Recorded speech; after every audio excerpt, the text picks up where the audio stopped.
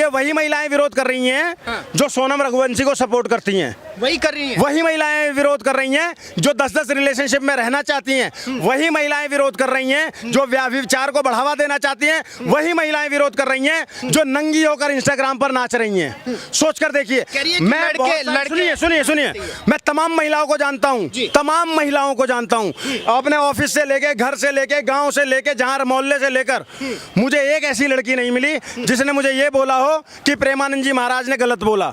लेकिन ये जितनी भी भांडे हैं, भांडे क्यों बोल रहा हूँ, जो मुजरे वाली हैं, इंस्टाग्राम पर नंगी होकर मुजरा कर रही हैं, वो विरोध कर रही हैं खुलकर। कि लड़के रात को तो हमारी रील्स देखते हैं कपड़े उतारते हुए, पहनते हुए, और सुबह आके ज्ञान पेलते हैं। भाई साहब, तुम उतारोगी तो कौन नहीं देखेगा।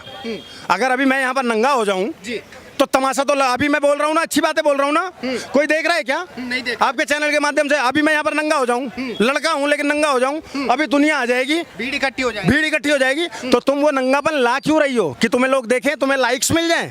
कह रहे हमारा शरीर है, हमारी मर्जी है, संविधान से आजादी मिली है। भाई साहब, आपका शरीर है, आपकी आजादी है, तो उसी संविधान के तहत प्रेमानंद जी महाराज या अनिरुद्धाचार्य महाराज या कवि इंद्रेश द्विवेदी को भी वो संविधान ये अधिकार देता है अपनी बात बोलने का। फिर माफी जैसी बात कहाँ से आती है?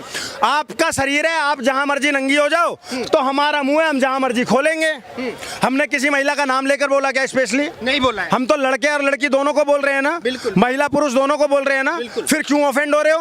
जो संविधान तुम्हें अधिकार दे रहा है वो संविधान मेरा भी तो है, वो मुझे भी तो अधिकार दे रहा है। फ्रीडम ऑफ स्पीच एक की थोड़ी है, दोनों की है ना। फिर बाबा जी को माफी मांगनी चाहिए। बाबा जी को माफी बिल्कुल नहीं मांगनी चाहिए, ऐसे लोगों को माफी मांगनी चाहिए। और हम बाबा जी के साथ डंके की चोट पर खड़े हैं, सीना ठोकते हैं, सीना ठोक के खड़े हैं भाई, सीना ठोक के। हम देखते हैं कौन माफी मंगवाता है, आ जाओ कोर्ट में चैलेंज कर देते हैं।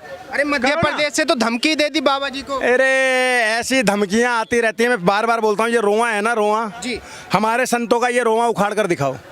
नहीं उखाड़, पूज्य प्रेमानंद जी महाराज का कोई रोआ उखाड़ कर दिखा दे, मान जाऊंगा। नहीं उखाड़ पाएंगे, नहीं उखाड़ पाएंगे। मजाक चल रहा है क्या देश के अंदर? खड़ा है उनके साथ, बिल्कुल खड़ा है, ये कवि इंद्रेश द्विवेदी खड़ा है, डंके की चोट पर खड़ा है, डंके की चोट पर, डंके की चोट पर खड़ा है। कोई कुछ करके तो दिखाए। और माफी किस बात की? सच बोलने की माफी नहीं होती है। मैं भी बोल रहा हूँ, तुम मुजरा बंद करो, तुम्हारा सम्मान होने लगेगा। हम करते हैं, हम महिलाओं का सम्मान करते हैं।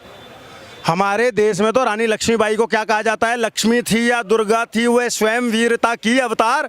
और देख मराठे पुलकित होते उसकी तलवारों के वार, नकली युद्ध और व्यू की रचना और खेलना, खूब शिकार, सैन्य घेरना, दुर्ग तोड़ना, ये थे उसके प्रिय खिलवाड़। महाराष्ट्र कुल देवी भी जिसकी आराध्य भवानी थी, बूंदे ले हर बोलो के मुंह हमने सुनी कहानी थी। खूब लड़ी मर्दानी, वह तो झांसी वाली रानी थी। तुम झांसी रानी बनो ना, तुम झलकारी बाई बनो ना।